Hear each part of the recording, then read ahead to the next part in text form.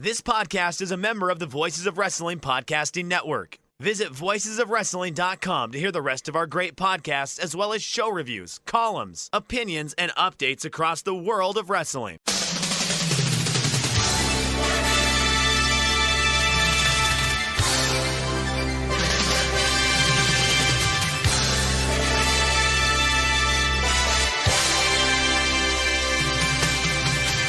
Hello everybody and welcome to the Super J-Cast. I'm Joel, joined by Damon McDonald. It is Thursday the 20th of January 2022. This is episode 194.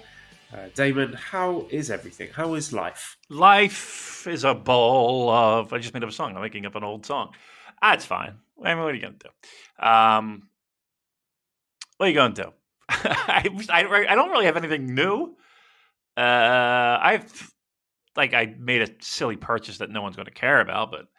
I've got a story for you about a silly purchase. Really? You've mentioned that, yeah. All right, well, I made a silly purchase. I'll go first. I made a silly purchase. I bought a pair of game-used hockey skates from one of my favorite hockey players. It cost a lot of money. But I was like, how cool would it be to have that? So it's now a pair of hockey skates is in a display case in my office as we speak. I turn around looking right at it. John Tavares. Why is that silly?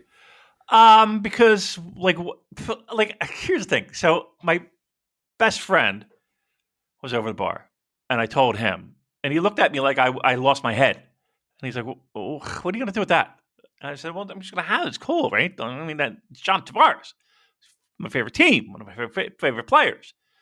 He's like, I don't know, dude. Doesn't do anything for me. It was like a fart in church. I felt like, geez. So I love it. I don't give a fuck. But it's a frivolous birthday treat for myself. So there you go. That's what it's all about, Damon. In the 2022, the year of our Lord, you got to treat yourself. I agree. Some people treat themselves with a little bar of chocolate or bag of crisps. You treat yourself with an 8-ball and 2 hookers from a hockey star. Why not? Yeah. This is one of the luxuries of the double income, no kids lifestyle. It kind of is. You can afford to do stuff like that. Yeah. So I say enjoy it. Thank you. You know what? I appreciate that. I will. I'll go buy another pair. I was really leaning. Well, here's the thing. I was going to go to Vegas, because the NHL All-Star Game is in Vegas this year, birthday week. I figure. I mean, come on. That sounds like right up my alley here. We could really do this right. And then COVID stuff ramped up again. I got a little do I really want to do this? And then I'm like, I got to fly out there. What if everything closes? What if players don't? It's just got to do this big thing of it's just more stress than it's worth. I was like, I'll just stay home and fucking do something. So Charlotte was like, well, listen, what do you want? And I told her what I wanted, and she was cool with it. So yeah, I told you it was a boring story. Tell me your story. What did you buy? Tell me it was good. Tell me it was good. Well, you are a big part of this story, Damon. Oh my God. Often it's difficult for parents to get young children to sleep. White noise machines are quite popular in that regard. So I did a lot of research. This was before Esther was born. So this was about nearly 3 years ago. I started the ball rolling on this, researching what is the best white noise machine. And I identified one that everyone said was great, which is basically just a big fan. And the sound of the fan, apparently, the authentic sound of a fan, not a sort of digitally reproduced one. The authentic sound of a fan is apparently very soothing for babies and helps them sleep. So I found one that I liked. Ordered it. The only place I could find it was in the US. So I ordered it, and you very kindly let me send it to your home. So it went to your home, and then you very kindly... so that was in... late 2019. Then you very kindly brought it with you to Tokyo in January 2020 when we last met. That's right. We met for Wrestle Kingdom 14. Gave it to me. So, of course, I took it back to Xiamen, my home at the time in China. And then, obviously, I didn't bring it with me to Thailand when we were giving birth to Esther because I was expecting that we'd be back in a month or two. I left that in China. Funny. Stuck in China. So, of course, I got this baby, but no white noise machines. I've got a white noise machine sitting in its box collecting dust, literally. But finally, we managed to get it shipped over, along with all our other stuff, last summer. And of course, with Arthur on the way, looking for, great, I'm finally going to get to use my white noise machine after it's been, Oh, don't tell where's me. this thing built? Probably built in China, sent to the US, then brought by you to Japan, then brought to China, and then It's been brought around the over world. to Thailand. Yeah. Been around the world. So I was like, okay, great. Took it out, plugged it in, and it exploded Oh because my of the God. voltage difference in Thailand. Oh my God. It exploded? Yeah. Holy plugged fuck. it in, and then it's just like this really foul smell. Motor's burnt out, and I'm like, what the fuck? And then I tried to do a bit of research. I was like, oh yeah, the voltage is different here. Oh. No. Could you have started a fire from a dumb sound machine? Well, look, I'm grateful that I tested it first and not just like put one of my kids to sleep, plugged it in, and went to bed. Oh my God. Holy crap. Oh my God. That just confirms. I could not handle kids. It's too much. When you got sound machines that are fucking self-imploding. No, I can't. No. That is terrible. Wow, that's frightening. Jesus. All right. Well, did you get another one then? I might have ordered one. I can't remember. I just order so much rubbish on the internet these days. Actually, I've got a sort of like galaxy star projector thing that projects sort of like aurora borealis style colours and stars and stuff on any surface, and Esther loves that. So Oh yeah. Do you know what? Fun. If I say the term a white elephant, do you know what that means? Like around Christmas time? Yeah. Okay. Yes. So it's like this thing where you get a gift and people can steal that gift. And it's just ridiculousness. Honestly, I hate it. The idea of it is really just awful. But okay, great. So I'm doing this dumb white elephant thing, and someone gifted me a light like that, but it was the cheapest one ever. It was supposedly a sunrise. This thing was a piece of shit, right? Garbage, and I nobody took it from me. I got stuck with it. This it went right in the trash. It went right in the trash. I threw that fucking thing right out. It was horrible. They're not listening. Please, they don't even know. No, this person would not even have any concept or clue of what this is, what this is about. None of it. But it was like, here's the thing. It was a work thing, and there was they were like, oh yeah, we forgot we're going to do this, and I'm like, I don't want to I don't care. I'm not doing.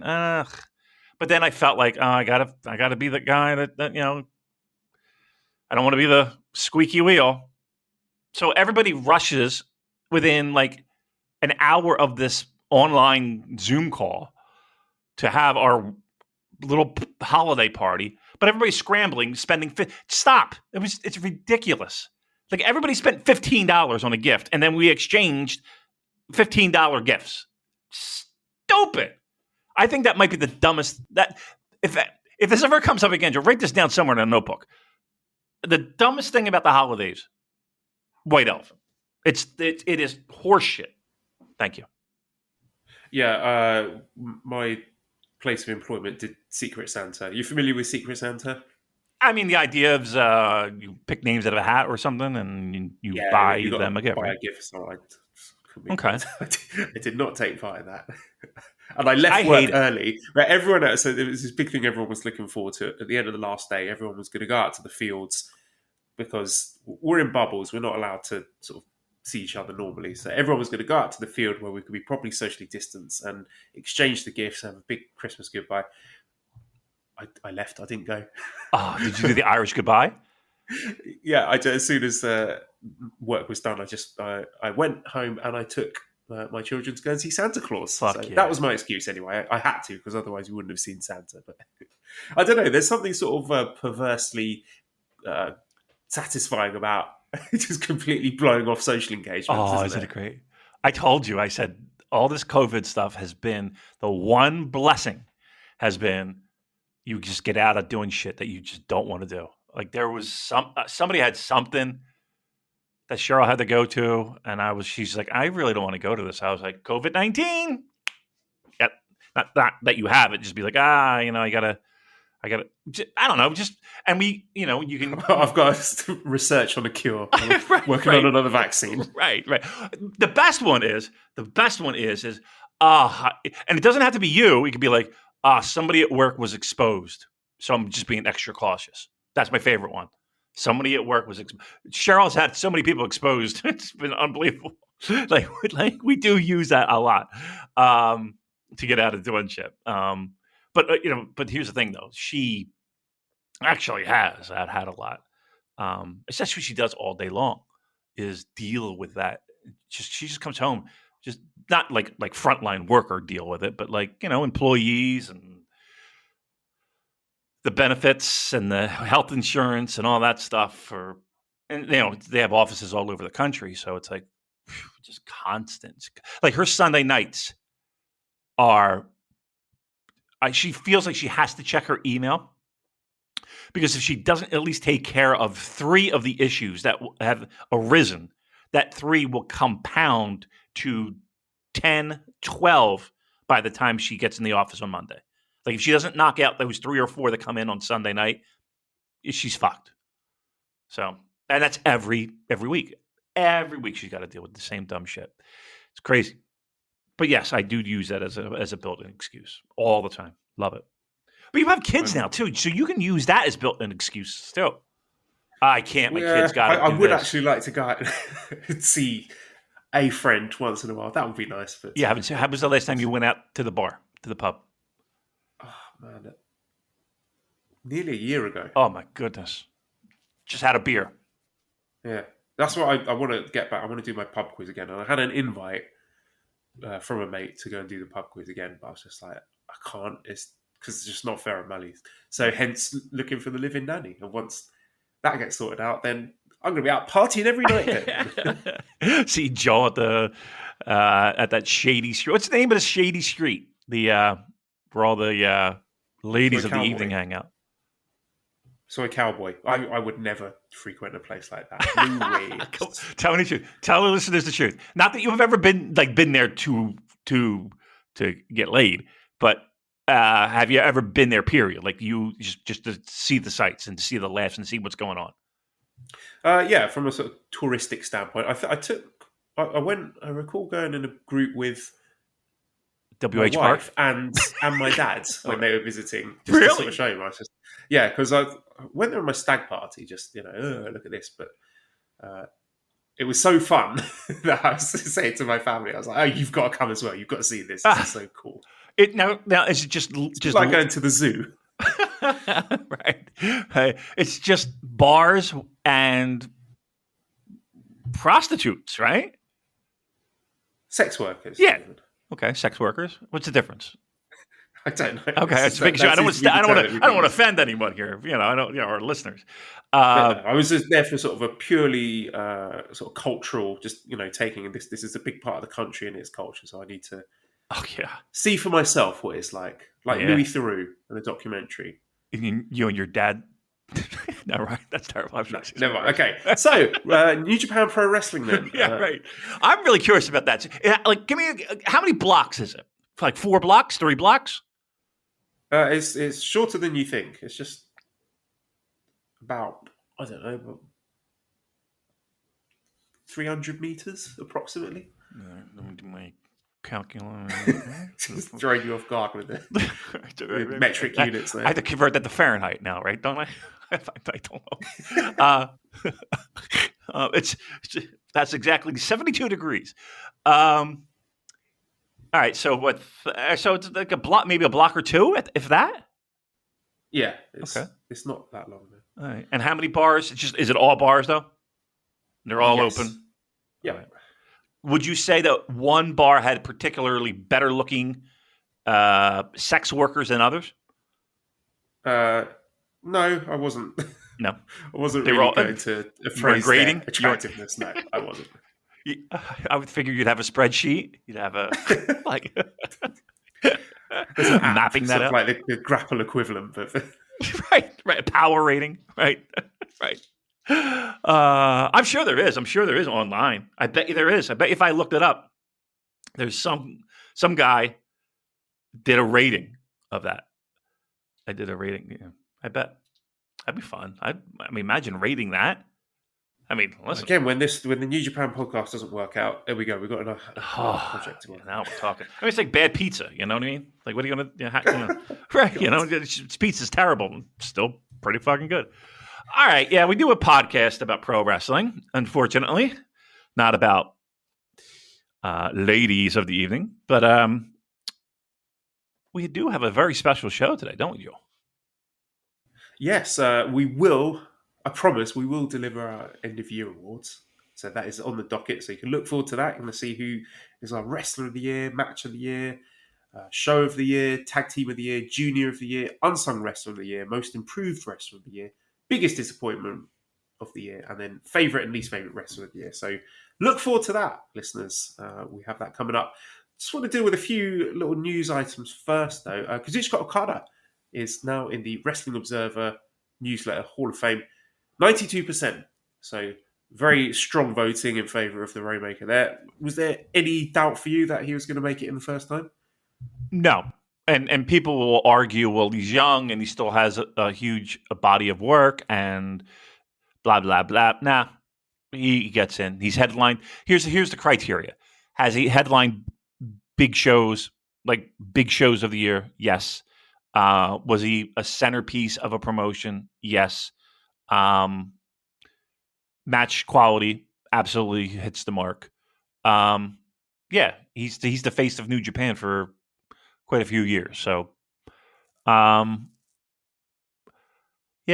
I mean, just and again, that's just the way Dave's Hall of Fame is, in the sense of, I mean, you know, he has the criteria of a certain age limit, and it is what it is. So meeting that criteria, yeah, he's a shoo-in. 90-something%, huh? There's only a few people that have gotten that high mark, right? Yeah, I want to know who's 8% that didn't think he was worthy of being in the Hall of Fame. Right. What does he have to do? Like, what else would he have to do to make him a Hall of Famer in those people's eyes? Like, I would love to hear. Maybe it was his merchandise. His merch is rubbish. Oh, please. It is. I will give you that. His merch is. I was going to say, name me a top guy, but honestly, you could go on WWE Shop, and I'm sure you could pick out 1,000 T-shirts that are just like, this is. I would never be caught wearing this shit. I mean, I saw there was some graphic with the top 5 merch sellers. I can't remember what the time period was, but recently, and it was Tanahashi, Naito, Hiromu, Desperado, and Great Okan. And I was like, okay, that's cool. You know, seeing Despy and Okan there. But then I was like, where's Okada? Why is this guy not still shifting huge amounts of merch, being the centerpiece of this company? But all his stuff is rubbish, isn't it? He had one T-shirt that was halfway decent. And I think I got it in Long Beach. And it was like, I forget even what it said, but it had like Sex Pistol-y font, you know, kind of like, it reminded me of like Nevermind the Bollocks album. That was about the only one that I would even remotely consider wearing.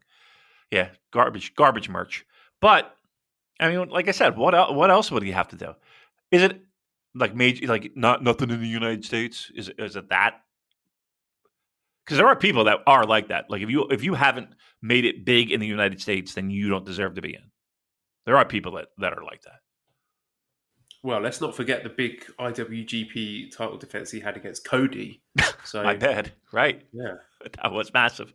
I believe that was in Long Branch, New Jersey, home of Monmouth College. No, Long Beach, California, right? Was that in Long Beach? Was I there for that? I think so. Memorable event. Yeah, right. I can't remember. I just remember the second night being so hungover. The second night couldn't end quick enough. I was just so hurting. I remember sitting outside one time, and there was like these 3 food trucks out there, and just to smell the food, it was probably fantastic food. I was just like, oh my God, I don't want to smell anything. I'm so sick. And then I watched the Young Bucks match.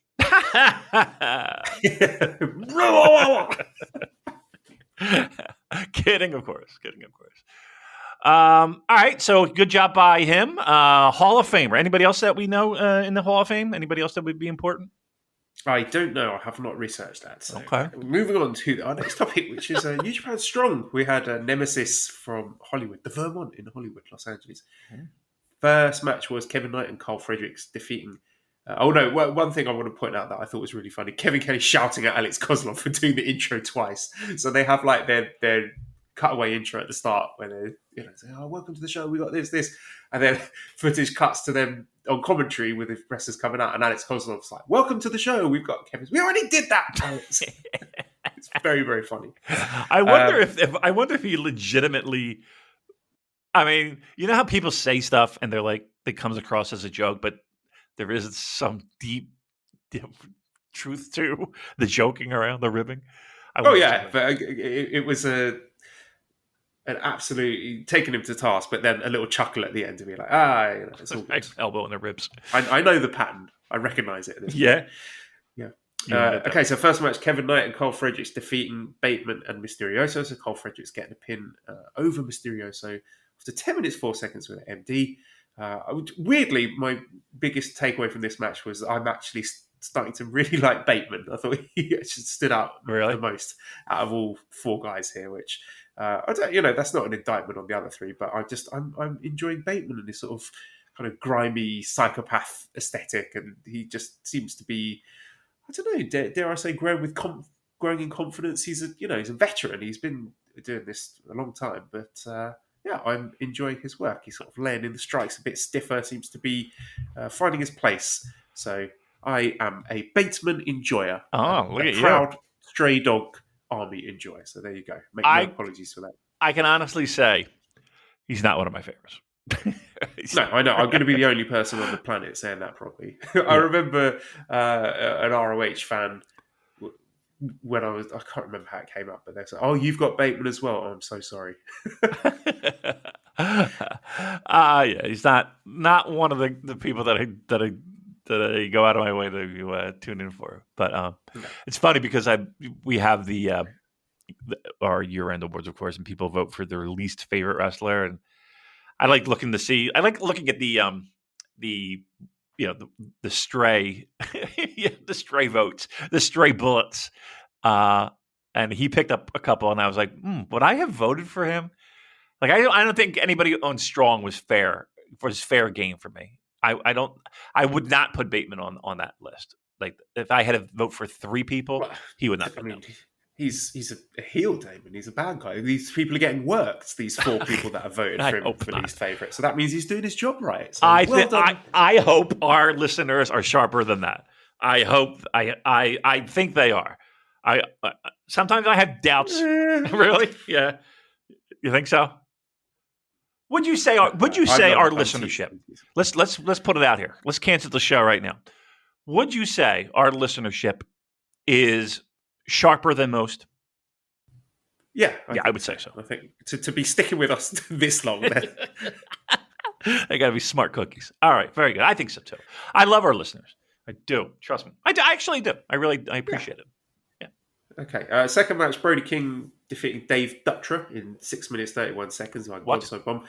Well, I mean, it's glorified squash match, really, but it's always fun to see Brody King. Bash says, do you think New Japan missed out on not signing Brody King to a proper contract? I know he's in AEW and probably can still work for New Japan on Strong, but I really think they missed out on signing him exclusively. Do you think this is something New Japan needs to work on more exclusive deals for talent, or has that gone out the window now due to the times we're in? I think no one in their right mind is going to sign an exclusive deal with New Japan at the moment. Like, it's just, why would they do that? Why would they restrict themselves to working tape shows in front of 250 fans? It does not make it doesn't make sense for either side, actually. Why would New Japan waste money locking someone down to an exclusive deal when they're only going to use them like for a few days a month, if that? Yeah, I mean, there's no upside to, in this climate. No, anybody getting signed to any 2-year deal, that's just not smart for the wrestler. Like, why would they do that? Because if and when this does open up, I would think options, like, it's going to be a weird time in pro wrestling. Not to say that the past 2 years haven't, but when it does open up, man, there's going to be a lot. I think there's going to be a lot more people itching to be a free agent. I definitely think so. And yeah, the company's not making money right? I mean, right? How could they possibly be? They're not. Well, here's the thing. Here's how they possibly could be. Let's lay it out there. I know we're Get talking about Okada to do it. Make it rain. So they're all standing around Sugabayashi, with bags. Obari. They go, Kazuchika, can you do that? Can you make the rain come out? It's just like, no, I can't actually make the money appear. Just to get your about? We've seen it. Fell from the sky. There's just backstage people just putting handfuls of it in front of fans. Like, what? No. This is like tearing up their financial plans. Like, oh God. Shredding documents. It's not going to work. Did I hear this right? And I know, again, we are talking about Strong, but I heard Bushiroad's stock took a little hit. Am I wrong in that?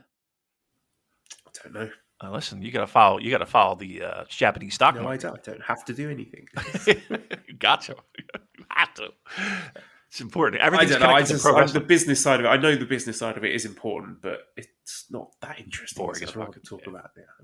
All right, listen. Bashing each other and that. Speaking of people bashing each other, third match here was Jonah defeating David Finlay, 8 minutes 22 with his tsunami, the big splash he does from the top.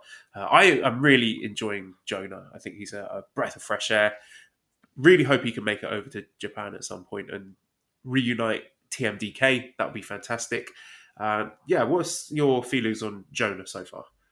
I mean, there's nothing not to like. I think they're doing it really, really well in the sense of, I like the idea of him looking powerful, looking strong, pardon the pun, mowing through people. I like the fact David Finlay's lying down like that.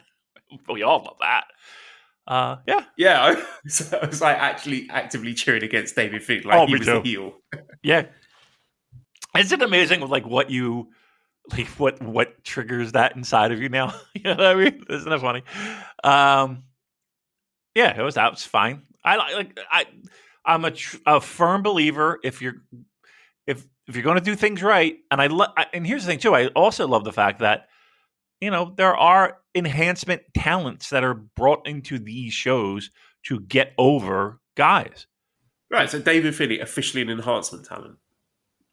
When wasn't he? Well, there was that brief moment last year when he won the World little New Japan Cup run he had. Yeah, and he beat Jay White, didn't he? He sure did.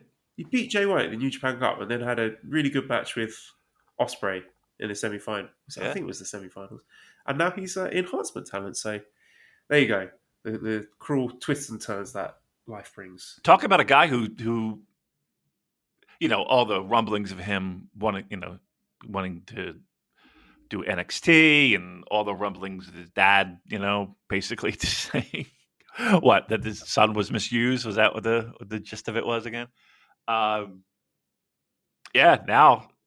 they're it's all about the rumblings in Jonah's tummy. Am I right?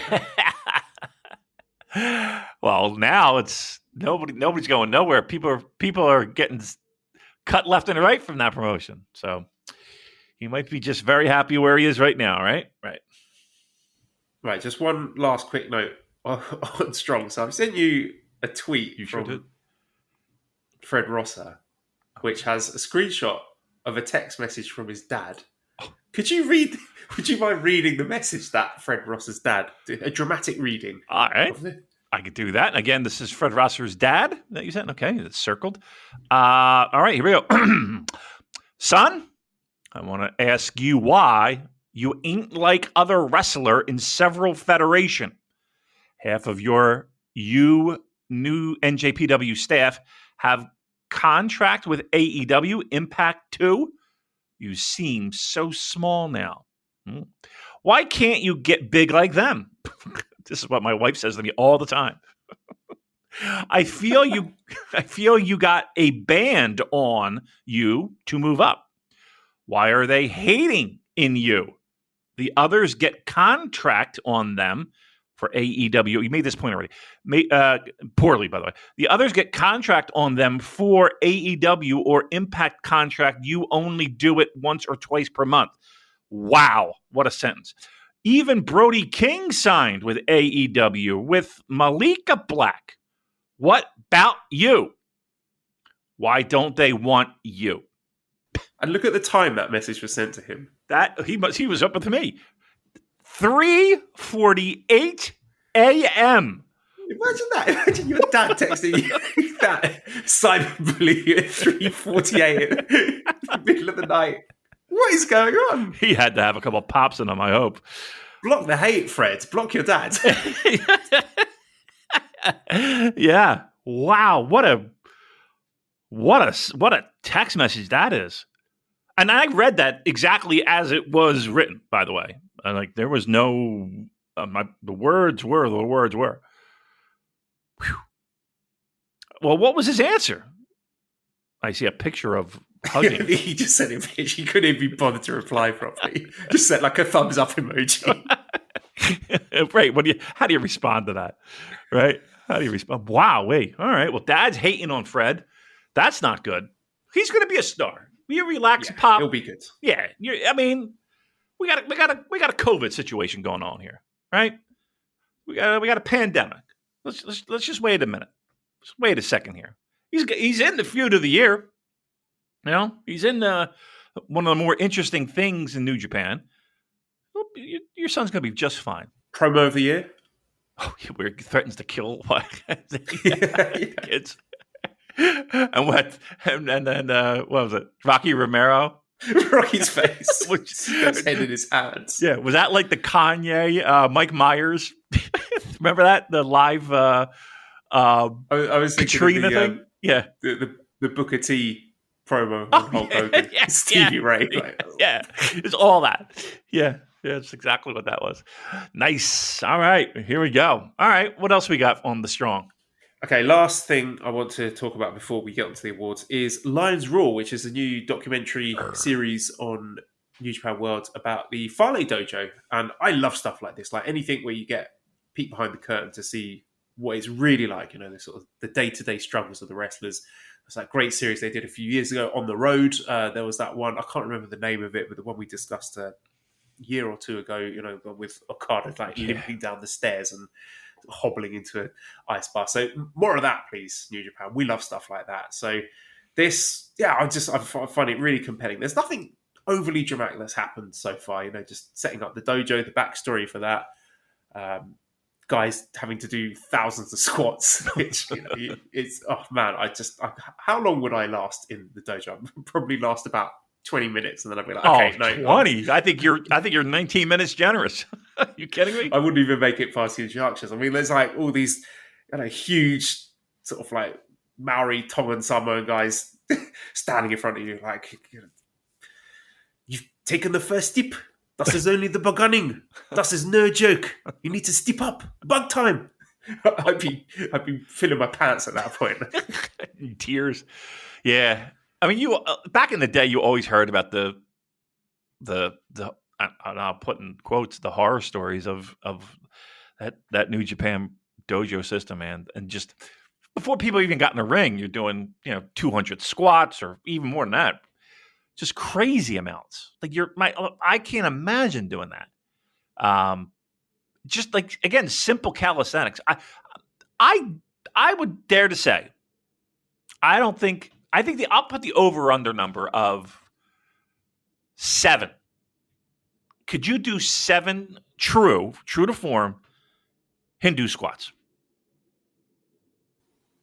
Absolutely not. Not with the correct form. I'd do like 3, and they'd be like, "No, that's rubbish. You're not doing them properly." Right. Yeah, I would definitely go under for myself as well. 5. You think you could do 5? 5 correct form. I need some time to practice. Like, if I had to do them cold, no way. Yeah, right. Yeah, like I need to study the form. I'll let you do it tomorrow. So you have until tomorrow. How about that? Can you do 5? Is this going to be a new challenge? Oh, if I got to do a video of this? Oh, no, you put it out there. I was not going there. Could this Eating be a challenge? Stuff, yes. Doing physical activities, no. I'm not getting. You need a new sound machine. I'm just saying, you need a new sound machine. I'll buy you a sound machine, whatever one you want. 5 Hindu squats, perfect form Hindu squats. Are you up for the challenge? No. Oh, God damn it. I'm not interested. Mally's like, motherfucker, useless fuck. 5. Well, you can't do fucking 5. I couldn't do 5. I doubt it. They're hard. They burn their legs. All right, yeah, but the documentary's good. See, I love those shit, but I didn't know it was on until late. So, how long are each show? Is each About show 20 minutes, like really, really Oh, easy that's nothing. watch. And yeah, let me answer a question here from Multiverse Ace. He says, of all the young boys shown so far in the Fale Dojo doc, who are you most invested in? The story Rich has told about being chewed out by Rocky after his one match in the Young Lion Cup. Yeah, so that was an interesting part. So you might remember Michael Richards, who was one of the Fale Dojo guys in the Young Lion Cup a couple of years ago. And yeah, he said after one match that he had, Rocky Romero just absolutely destroyed him. It was Really? like, that was terrible. You don't belong here. Ooh. Yeah, imagine that. So yeah, he was talking about that, and yeah, so just continue to read the question. Being chewed out by Rocky in his one match in the Young Lion Cup really makes me want to see him succeed when he can get back to Japan. So yeah, that's what these things are all about, really. Having that chance to hear someone's story where you can make a little personal connection with them. Because before, when I watched Michael Richards, I was like, this guy's not great. I'm not interested in him. I don't want to see him anymore. But now we've had a peek behind the curtain and heard his story. And there's a bit of an in there. There's a hook there. So now, eventually, if and when he does make it back to Japan and gets on the New Japan show, I'm going to be rooting for him because we've got that personal investment here. And that's what these programs are all about. Yeah, I mean, it is an easy, simple way to make those connections. Yeah, and here's the thing too. I will say that when WWE does these things, they usually are really good, right? So in a promotion that I actively loathe, even they get that part right. New Japan doing it, they knock the ball out of the park every time. I remember they did one with Jericho, with him coming in right before the Dome shows, and I thought that was outstanding. The Okada one, outstanding. Yeah, I mean, 20 minutes, that's an easy watch. So, yeah, I'll definitely, that'll be on my docket this week. Absolutely, I'll catch them. There's 2 of them right now? Yeah, correct. All right, I definitely will tune into those. Absolutely. All right, so let's get into our year-end awards then. So let's kick off with the big one then, Wrestler of the Year. So last year, top 3 for Wrestler of the Year were Hiromu, Naito, and Shingo. This year, top 3 for Wrestler of the Year. In third place was El Desperado with 302 points. Second place, Zack Sabre Jr. with 402 points. In top place was Shingo Takagi, overwhelming runaway victor with 1,176 points. My picks were in 1, 2, and 3, Shingo, Despi, and Okada. So, yeah, Damon, Shingo Takagi, Wrestler of the Year, not even close, was it? No, and that's not shocking, right? He had such an outstanding year. He was the cornerstone of the promotion in arguably the most troubling time of the company's existence. And again, hit the ball out of the park. Yeah, I mean that was, and we've been talking about it since summertime.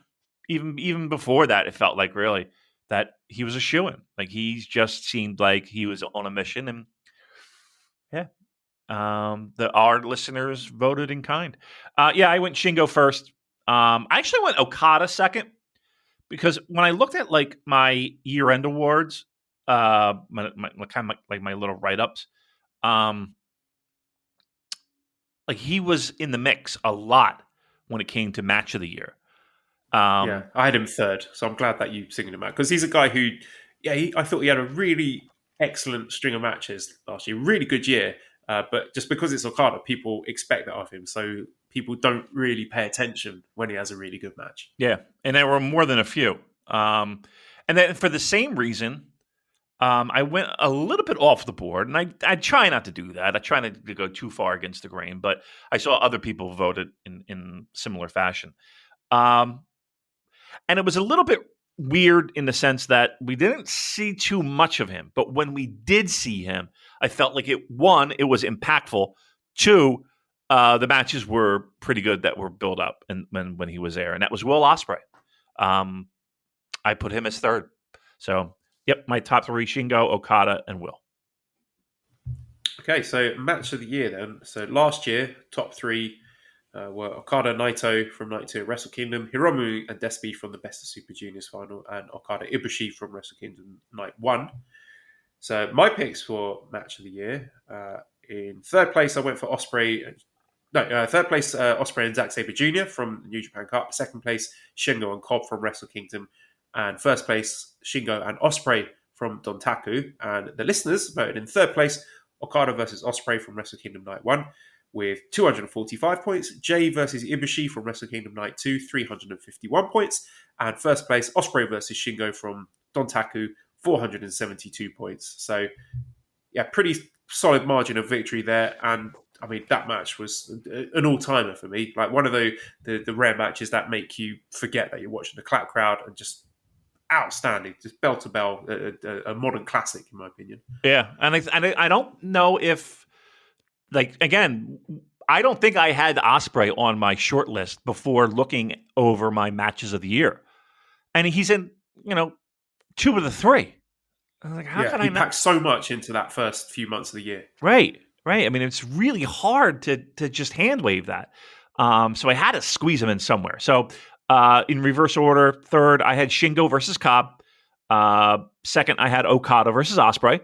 And then my match of the year was Ospreay Shingo from Dontaku. So, yeah, I mean, like I said, I felt like I had to put Will in the mix and at least give him a third place.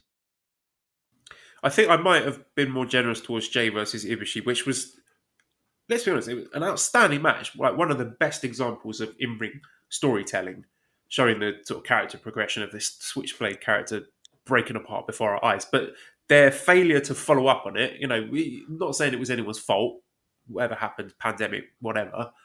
But the failure to follow up on that and actually have Jay doing any kind of turn sort of hurt that one in retrospect. And maybe that's unfair. Maybe I should just judge the match based on what it is. But it was the lack of follow-up that made me not want to put that one in my top 3. Yeah, and I will say this. I felt like I had other matches that were, above that. Like to be truthful, I don't think I have that match in my top 5. Right? I mean, I have Despy and Hiromu above that. And again, there were a couple others that were in consideration. I mean, I could easily slide Jay and Ibushi in top 5. It's not like if I really pondered it and what, depending upon how he felt that day, I could put it in there. Yeah, no doubt. But I know that when I did the ballot, I was like, I don't know. Let's put it this way: I knew it wasn't in my top 3. Our listeners felt a little bit different, and that's cool. I like that. But yeah, it was debatable if it was even in my top 5. What do you think of that? Controversial. Moving on to show of the year then. Last year, the winner was Wrestle Kingdom 14 Night 2, followed by Wrestle Kingdom 14 Night 1, and then G1 Climax Night 13. This year, my picks for show of the year were in reverse order: Resurgence, Wrestle Kingdom Night 1, Wrestle Kingdom Night 2. The listeners have gone in third place, G1 Night 10. That was good. 36 points. Wrestle Kingdom Night 1, 777, and then Wrestle Kingdom Night 2, 810. So Wrestle Kingdom shows were far and away above everything else, but very, very close between them. It was a bit of a coin toss, really, between Wrestle Kingdom Night 2 and Night 1. But Night 2 edged it out in the end. Yeah, they usually are like in the top spots, right? And a lot of times G1s will be in there as well, in the mix. I went Wrestle Kingdom 2 as number 1. I went 2-1 G1 Night 10. Yep. Tag team of the year then. So last year, tag team of the year, winners were Dangerous Tekkers, followed by Golden Aces and the Chaos Team, Yoshihashi, Ishii, and Goto. This year, my picks were, first place I went Dangerous Tekkers, then Chaos, and it was a wash for third place. I struggled to pick. I can't even remember who I picked in the end. But the listeners in third place, they've gone for Naito Sanada, 253 points. Second place, Yoshihashi, Ishii, and Goto, 573. And runaway winners, more than double that score, Dangerous Tekkers with 1,230 points. So Dangerous Tekkers winning 2 years in a row. And back to back, yeah. Well deserved, really. I mean, maybe part of that is the fact that there wasn't really anyone else, certainly in the heavyweight tag division, coming close. And they dominated in kayfabe, being champions for a lot of the year. But even so, just I thought outstanding work by both of them. The in-ring stuff, their chemistry, the backstage promos, I found them tremendously entertaining. And I will miss them this year. Yeah. Yeah. I mean, if things go as planned or as they're going in the direction that it looks like they're going, yeah, it looks like we won't have a three-peat. Yeah, my vote, what the hardest one was honestly the third place vote. That was like, I was like, who am I going to give that spot to? A little bit of a like the ultimate booby prize. It felt like. So Tekker's was first. I did go with Goto, Ishii, and Yoshihashi, which again kind of speaks volumes to what they were able to accomplish with the Never Six-Man titles. Then I went with ELP and Ishimori. Not necessarily that I thought their matches were spectacular, but like they were one of those teams that was holding down the junior tags and at least in the mix for most of the year. So I kind of tipped my cap to that. Again, not that they were my favorite, not that they were something that I actively looked out to see matches. More along the lines of, all right, they were kind of put in a prominent role, and there you go. Junior Heavyweight Wrestler of the Year. Last year, the winner was Hiromu, followed by Despi and Sho in third place. This year, my picks were in reverse order. I went for El Phantasmo, and second place, Robbie Eagles, and first place, Despi. Listeners, third place went for Robbie Eagles, 471 points. Second place, Hiromu, 540 points. And the winner, again, very, very clear winner here, El Desperado, 1,121 points. Wow. I mean, he was, to me, far and away the junior of the year. Not close at all, and the votings reflected that. And I thought Despi was so good that I put him second place for Wrestle of the Year overall. Just a really incredible year. He's come on leaps and bounds, and he finally achieved the potential that I think a lot of Despi fans saw in him way back then. Yeah, Despi absolutely was junior of the year. Maybe I missed. You didn't have Hiromu in your top three?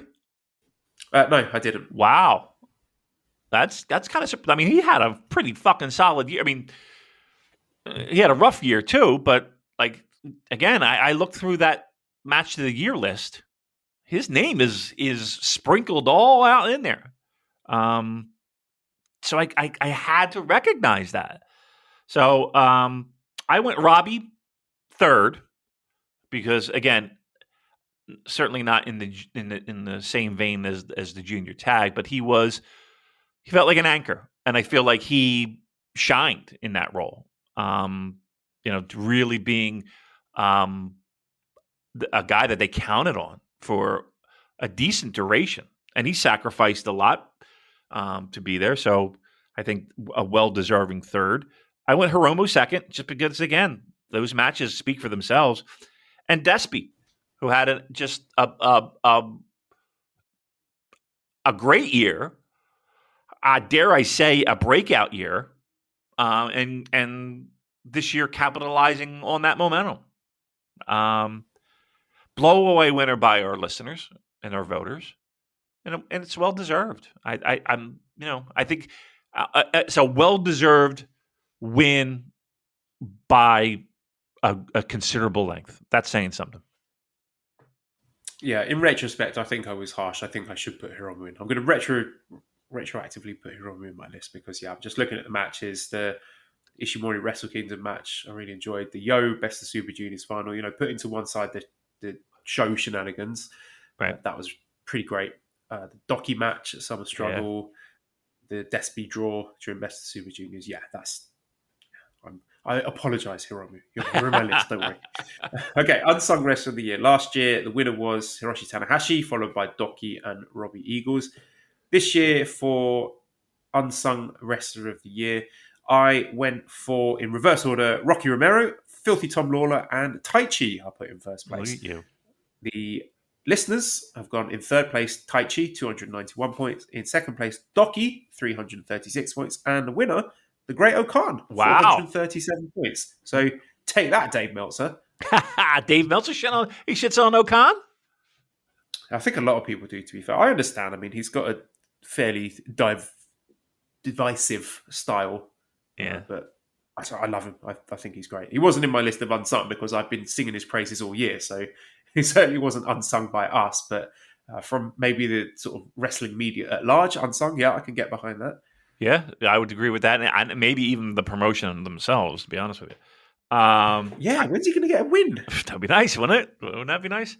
I went Okan third, and what I tried to think of like again, just those things, like not our listeners, not us talking about it week after week, but again, wrestling media,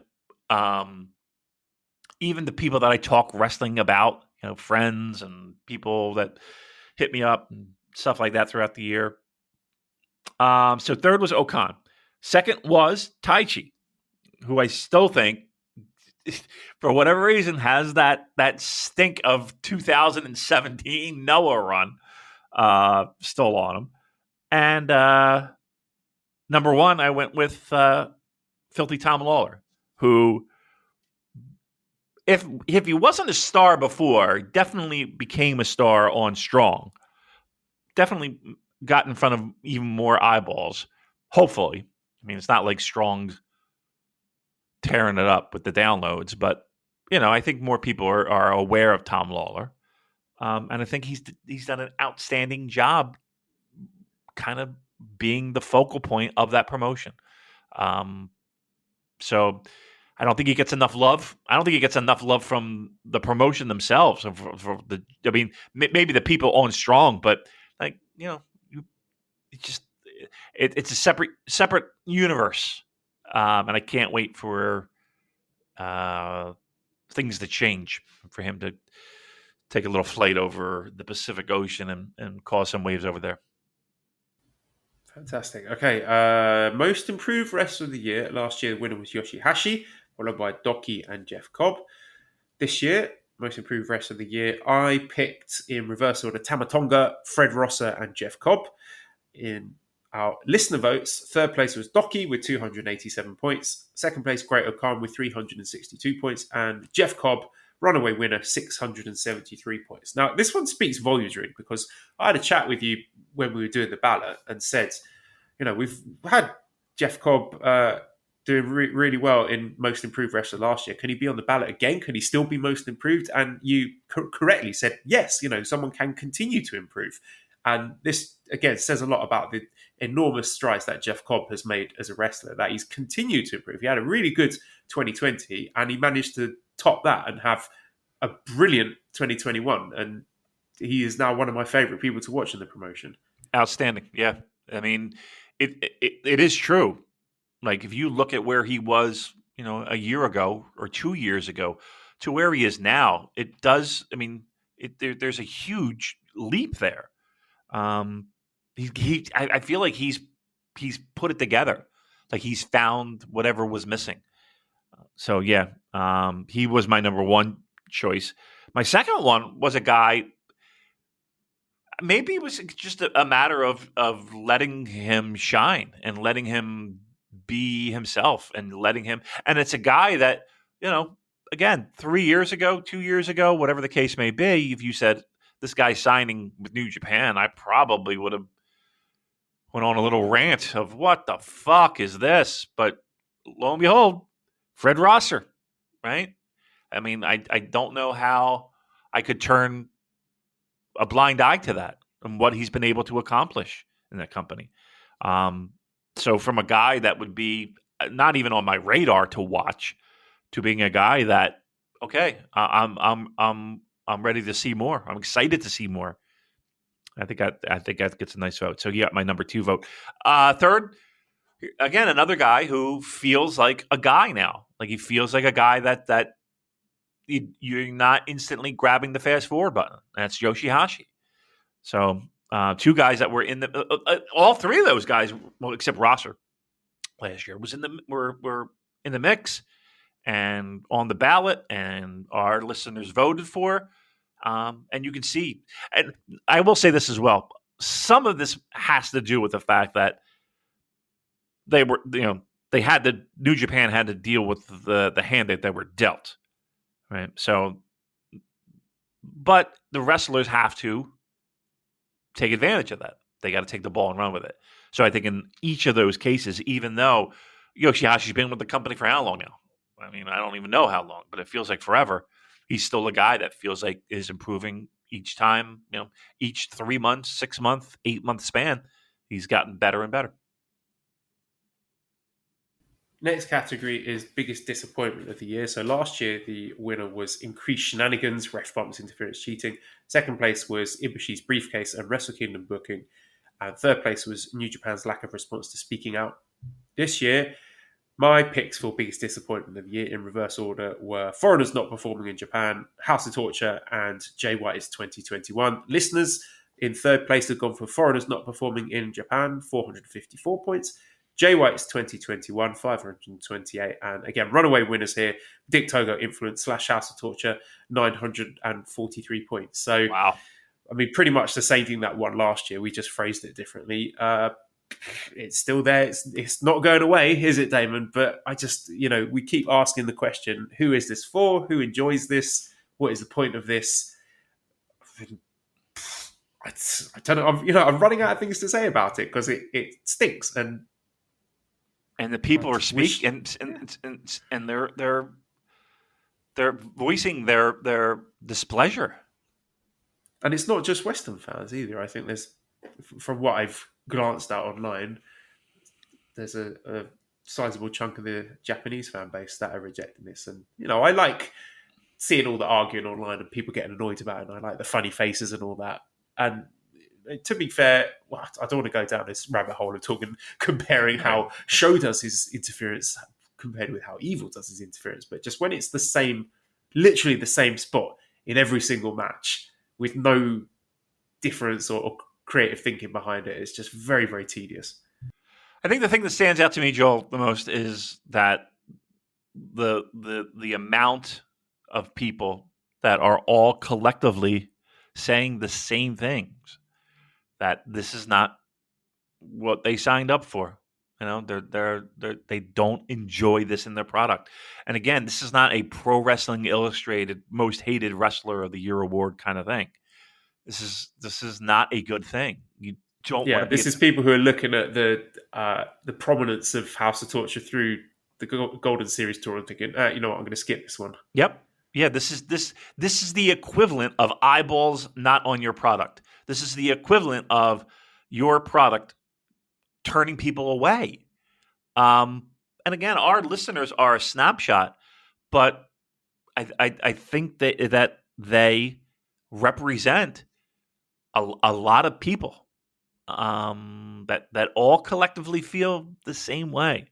So, no, it's not going to change, Joel. And I don't think if we FedExed these results to New Japan offices, it would make no difference whatsoever.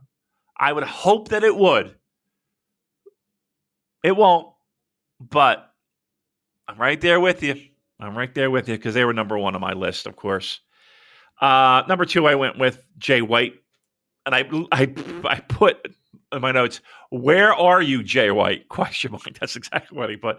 And then I went with the G1 final because I think that was a thing that was taken away from us by the most unfortunate of circumstances that I think everyone was looking forward to. That on paper, nobody nobody thought that this would be going to be a terrible match or a bad match or even a good match. I think we were all expecting greatness, and we were excited for it because I think that collectively as a fan base, we needed it. And then the injury happened. So, to me, the year was a collective air being released from a balloon. This was somebody sticking a pin in a half full balloon when we're trying to blow up we're trying to fill up this fucking balloon and someone stuck a pin in it. So, that was my disappointment. And again, people not being able to travel and the COVID stuff. I mean, what are you going to do, right? I felt like that was the easy pick, I guess. And so I went other ways. So on to favourite wrestler of the year. So last year, winner was Hiromu, followed by Naito and Shingo. So big year for LIJ. This year, favourite wrestler of the year, we have the listeners voting in third place, Tetsuya Naito.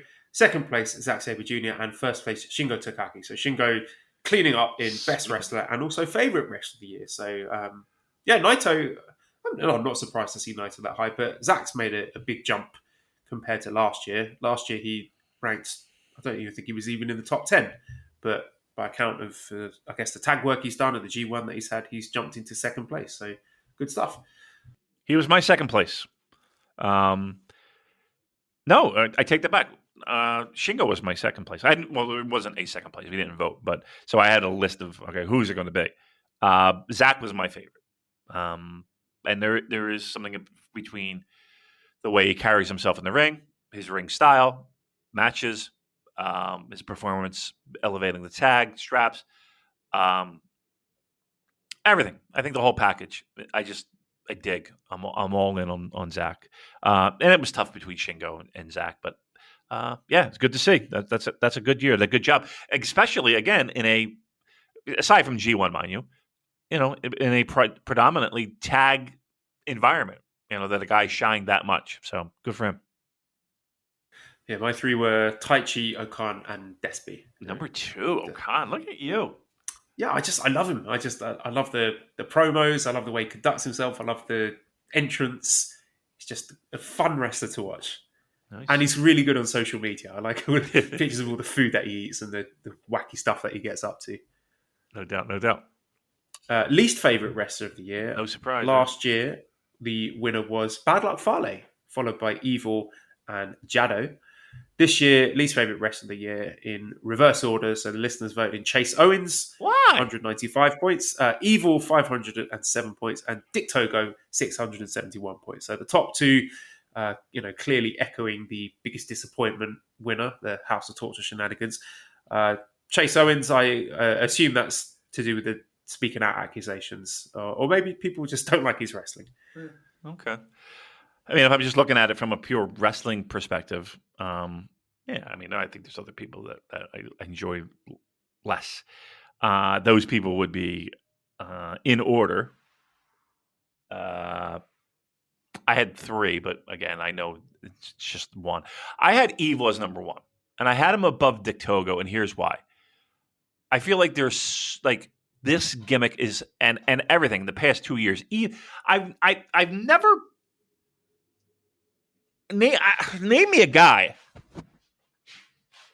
that gets a company's top title and his career has gone down from there. I just find that amazing. Like, Evil is just a complete fucking skip for me. And Dick Togo does, again, no favors, but Dick Togo's in the ring what?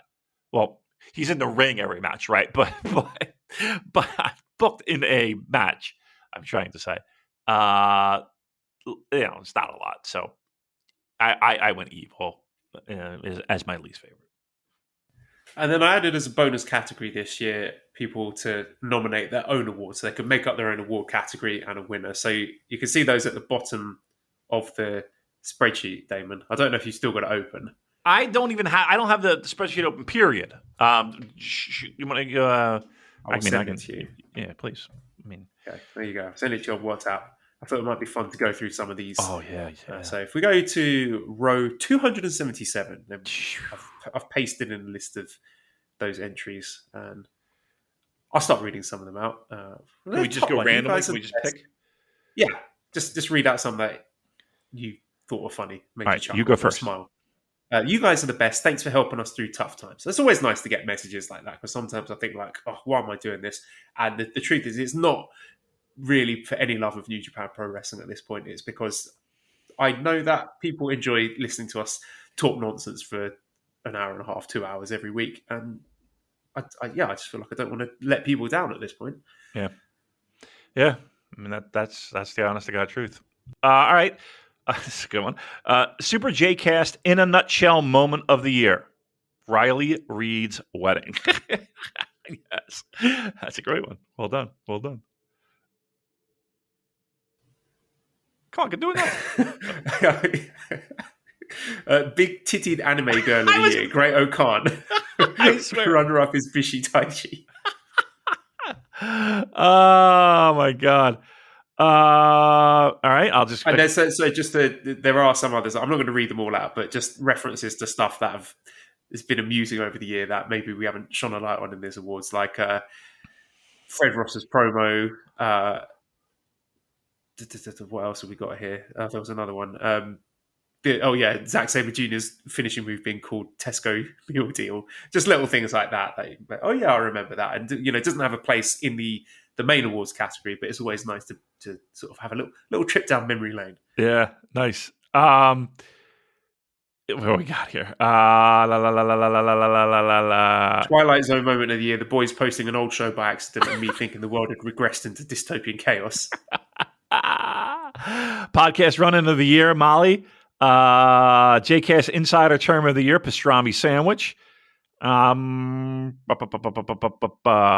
Let's see here. Heel of the Year, COVID-19. There you go. I like that.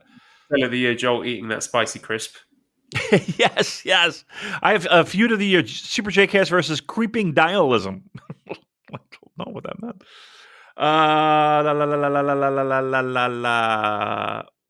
Complaint of the year: posting about nobody posting about New Japan. Yes, I like to see that one. That one is a pretty good one. Big Dick Energy. Take a guess. Big Dick Energy. Somebody gave the award to El Desperado. Wow, somebody's fancying El Desperado. Nice. Photoshop of the year. I broke Naito's leg. What was that? That might have been London Joel, actually. I can't remember. I think Kevin. Yes, tweeted that out. I do remember that. Yes, you're right. Stand-in of the year, Boo's Leprechaun. Excellent job. Oh yeah, we've got a few of those. Yeah. Outstanding. Well deserved. Promo of the year, that Naito promo where he growled like Honma for a minute straight. Yes. This is fantastic too, actually. Best fan sign of the year. Please show me the inside of the right shoe. The El Phantasmo. I remember you tweeting that out, and I laughed my ass off. It was very specific, the sign. Oh, look at this one. Pop of the year, Ibushi's shoulder. Oh, my shoulder. Shoulder. Line reading of the year, Damon and Joel performing the Chappin text messages. That was good. That was very good. La la la la la la la la la la. Go away. I'm glad I got recognition for this one. Best at baiting people on Twitter of the year at the Super J Cast. Thank you. I work really hard on annoying people. So I'm glad to see people. Again, you can't do that anymore. You can't. You made a New Year's resolution, so. Yeah. Right? Yeah. Okay. I'm only posting memes from now on. Memes. We're a meme only. Sex toy of the year. Somebody. Sex toy of the year. The flashlight. Grabbing that top honor. Let me ask you: would you ever use a flashlight? Have you ever used a flashlight, Joel? Have you ever? Yes, I've used it many times. A flashlight. I can't say I have. I you have? No. Neither have I. What's stopping you from using it? Obviously, aside from the fact that, but like, what would be? So let's just say, I don't have time or energy for any of that nonsense anymore. I tell you, when my children are asleep, all I wanted to do recently is curl up in bed and watch YouTube videos of 90s TV adverts from the UK. That's all I've got the physical and mental energy to do these days. That kind of stuff is the last thing on my mind. Yeah. I just think the cleanup would be, you know what I mean? Like it's all inside this tube, right? Just looking at the terrible thing that you just did, the shame of it. right. Then you where do you dump it? The toilet, or like dumping your load down the sink? Like, ugh. And then you gotta wash it out. Like, it just seems like a fucking chore, doesn't it? Like, I don't know. It just seems like, as we like to say, the juice isn't worth the squeeze, if you will. All right, we'll do a couple more. Literally. Right. You don't want to have to clean up your own juice after doing your squeeze. Yes, Joel. Yes, we've established this. Yes. That's exactly Feud of the year, Antonio versus Dick Togo. Antonio, I haven't heard from him in a while. I've got a question from him, don't worry. Oh, good. One on that. Nickname of the year, Shift Responsibility Pride, Dick Togo. That's a good one. That is a good one. All right, I'll do one more.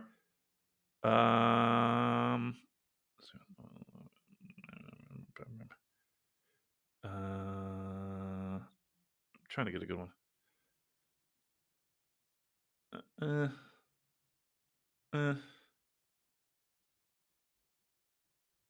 Podcasters losing the will to carry on. Joel and Damon. I'll leave it at that. Dick of the year, Penis Togo. Penis Togo. So there you go. Another successful. Can I ask you this? Can we pull back the curtain a little bit? What would you say was a percentage of drop off of votes between last year and this year? Oh man, I've just closed the tab. Don't worry about it. I could tell you 1%. It was only a 1% drop. Right, let me actually calculate this. Okay. We got math going on here. While you do that, I'm going to pop 3 Tylenol because my shoulder is fucking killing me. All right, so last year we had 434 voters. Mm-hmm. This year we had 258. Ooh, so almost half, right? Yeah. Way to go, Joel. How much of that is New Japan being rubbish, and how much of you? That is me running off our listeners by systematically insulting them? Remember when we were top of the mountain? Boy, I'll tell you, those were the fucking days. All right. So thank you. Can I whet your appetite, please, for the upcoming New Year's Golden Series, which kicks off tonight at Korakuen Hall? Let me read this card to you, and you tell me if you're going to be tuning in for this. So first match, we got Yuto Nakashima versus Great Okan. Okay. Second match, Ryohei Oiwa versus Hiromu Takahashi. Mm-hmm. Third match, Togi Makabe and Tiger Mask versus Jado and Taiji Ishimori. Jesus Christ. Fourth match, Honma, Kojima and Yano against Taka, Taichi and Suzuki. Fifth match, Tenzan Taguchi Wato versus Doki Kanemaru and Desperado. God almighty. Sixth match, Yo Yoshihashi Goto Ishii versus Sho, Dick Togo, Yujiro and Evil. And our main event, Yuji Nagata, Hiroshi Tanahashi, Kazuchika Okada versus Shingo Takagi, Sanada and Tetsuya Naito. Holy mother of God. I mean, that is just like the house show of all house shows, isn't it? Yeah. And tomorrow night is pretty much the same card. Poor Kevin Kelly, he traveled all that way. He was asking about his show. He wanted to know the downloads, like how many people listened. I was like, no idea. Yeah, that's what I said. I said, Kevin, I was like, maybe Joel has that. I'll get back to him. I'll see. I said, but I don't really think we get a lot of information. But I know it's one of our most popular because just from the feedback. I was like, I'll get back to you, Kevin. I never got back to him. Not because I didn't want to. I was just like, I forgot to get a hold. Here's the guy I had to get a hold of you, and then you'd have to get a hold of Rich, and then Rich would have to get a hold of you. I was just like, the only thing I'm interested in is the donations. I just want that check every month. That was nice. I couldn't believe it. I woke up to a nice little PayPal notification. There you go. Thank you so much, listeners who've donated. We do appreciate it. Everything you send, we split 3 ways between the two of us and editor Dan. So yep. Yeah. We appreciate you. Yeah. Well, DC says, you asked Kevin Kelly if he was in charge, what changes would he make to renew interest? So I'll ask you the same. What changes would you make? Also, of his answers, gift sharing, NJPW world revamping /app. What do you think of the odds of these happening in 2022? So, yeah, Damon, if you had the book, if you were in charge, what would you do to fix New Japan if you consider it broken? Yep. Well, I mean, listen, I think everybody would say keep the nonsense to nonsense appropriate times. And I think that's the case, at least. I don't even like the fact that we're going to devalue a devalued title with a never, but okay, let them play with the fucking nevers. All the nevers, they can do whatever the fuck they want. But they're still prominent on the shows, as we could see by this horseshit Corkin show. So I would keep that to appropriate spots and make sure that it's there. That's number one. 2, yeah, I would absolutely redesign that fucking New Japan world. I don't think it's been refreshed. Like there hasn't been a new coat of paint on that fucking thing since it was launched, right? I mean, it is the same motherfucking thing over, same website, which is preposterous to me. They got the TV deal, which was a pleasant surprise on Access. Again, I think that's important. I would stop running Texas. What is it with their they're going back? I mean, I understand it's WrestleCon, but what is their fascination with having shows in Texas? I would put a ban on having shows in Texas. And then I think it's. I mean, that's. I think it's a good start, right? Don't you think? Yeah, I would agree. I think just those points that you outlined would be on our way. How much of those do I think will actually happen this year? I wouldn't hold my breath. Yeah. I mean, we haven't seen it since. Wouldn't you think that during a pandemic, that would be okay, we can't, if people have to work from home and people have to work, wouldn't it be okay, let's focus on the website, yeah, right? Because people are home, they were going to want to watch content. Let's fucking dress this thing up a little bit better than it is. So I would think, but what the fuck do I know? Little treat for you, Damon. I'm going to read an Antonio question. I'm going to read it in full. Only once I will read it, and you've got to give a full answer to Antonio. God. So make sure you're paying attention. I'll do my best. Here we go. So have question with George Jesus or Jorge Jesus, not Rorge Razors, sacked all those deals that are happening with Benfica and stuff. What time you guys think Dick Togo will get sacked? 1, 2, 3, or maybe 5, given all the issues with fans and wrestlers. Because of that, have interesting question also, which is also which brand you guys think will and will not rebound out of these NJPW, NXT, ROH, and CMLL, and for NJPW will rebound when Dick Togo and TV Asahi. Until then, it won't. What's your full thoughts on my question? Can't wait to hear, and also Happy New Year. Happy New Year to you too, Antonio. Yeah. Damon, the floor is yours. I have no idea what the fuck he just said. I mean, I understand that English is not his first language, from what I understand. At least I hope, because if it is, boy. Are we talking about TV? I heard TV. TV. So I'll say, look, they need TV, and they have TV obviously in Japan, and they need TV in the States if they think they're going to gain any ground in the United States. They're not going to go on Sinclair stations now that Ring of Honor is gone. I mean, we can forget about that.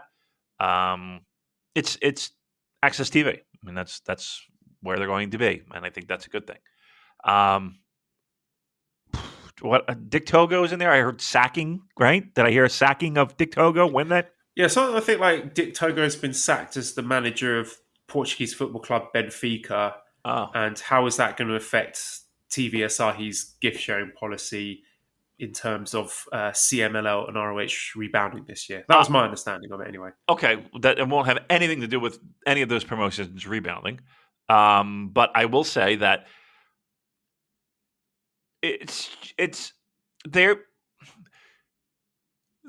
That is a major TV broadcasting network in Japan. And there are people in suits that have no idea the benefits of fans of pro wrestling sharing those clips online. And I think that communities, whether you're into whatever, if you're into Star Wars, if you're into skateboarding, if you're into fucking the Colorado Avalanche, if you're into fucking Arsenal football, whatever the case may be, you have people in that community that self-regulate that community. So if they're worried about spoilers, or if they're worried about complete matches, or if they're worried about that kind of stuff, I think that there's nothing to worry about. We know that. They don't. They're a guy in a suit. They don't fucking know. So they see copyright being infringed and they strike, because that's their job. It's a shit job. Somebody's got to do it, and they do it. And that's really what it comes down to. And until they smarten up about it, but let's be honest, on their list of priorities, you know what I mean? Oh, let me knock on the door. Bob, it's New Japan Pro Wrestling here to see you. Tell them I'm busy. They're at the doorway. Oh, fuck. Hey, New Japan, how's it going? Yeah, Bob, how's it going? Hey, Bob, you're a little heavy-handed on that gift trafficking. I know, I'll take it. I got a stack of things I got to do. Well, okay. Well, see what you can do, Bob. Okay, let's go to lunch sometime. All right, go fuck your mother. Goodbye. That's basically it, right?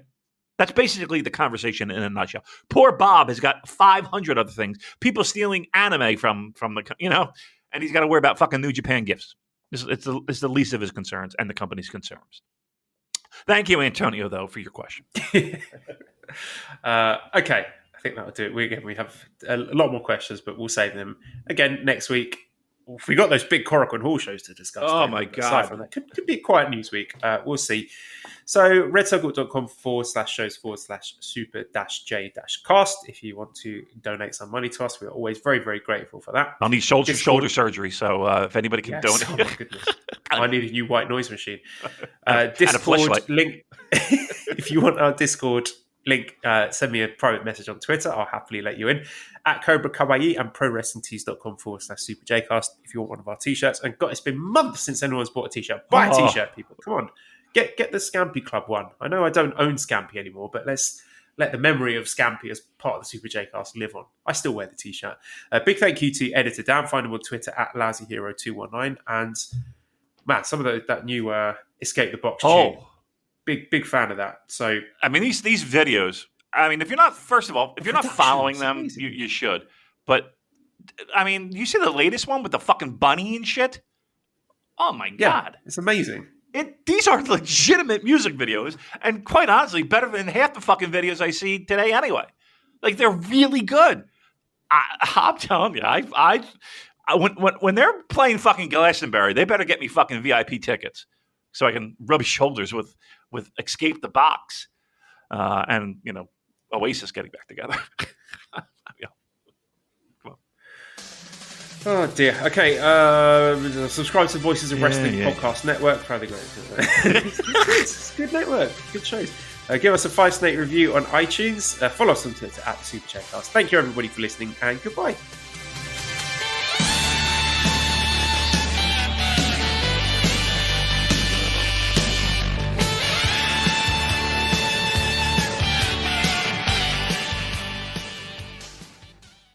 If you're looking for a New Year's resolution that's easy to keep, I have just the one. Resolve to help protect your identity with LifeLock Identity Theft Protection.